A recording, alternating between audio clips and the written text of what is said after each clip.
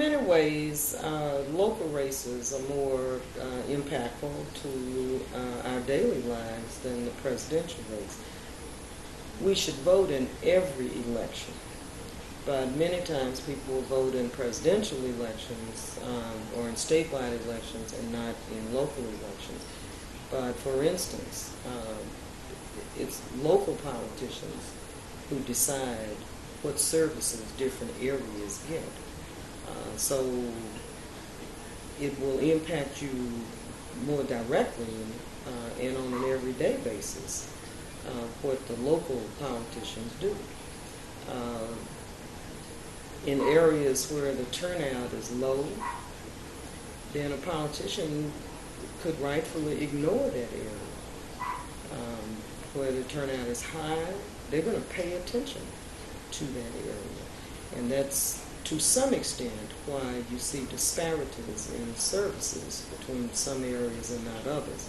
Some areas of town, the medians that are planted, maintained better or planted better, just something small like that will impact the value of your property. It indicates what people think of that neighborhood. If it's a well-groomed median, for instance, we live here in the area bounded by Cameron Road.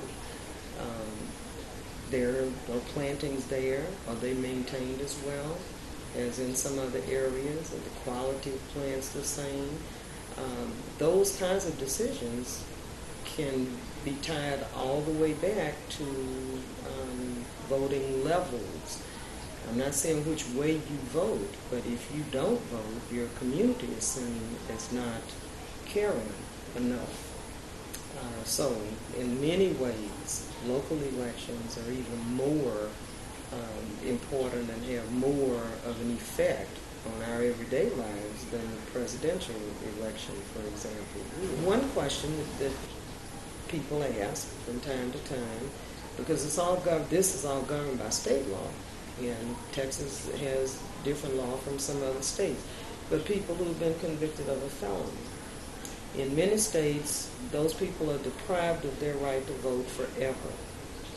It's like a lifetime punishment, even though they have served their sentence and all that. In Texas, once a person has completed their sentence, if they have had a prison sentence and they come out of prison and are done, they're not on paper, on parole, then their right to vote is automatically restored. They don't have to go get the governor's permission or anything like that. They can just go register to vote. But they have to be completely off paper, and that case has to be completely over with. Then their right is reestablished, and they can go and register and vote. So everyone who is currently registered, it's a civic duty to vote. That's the only way you impact your government. It's supposed to be government of the people and for the people and by the people. Well, if the people don't go vote, then it's the government of, for, and by the other people, the people who did vote. So, and your side won't always win, but that's true in football and baseball and anything else, but you have to show up.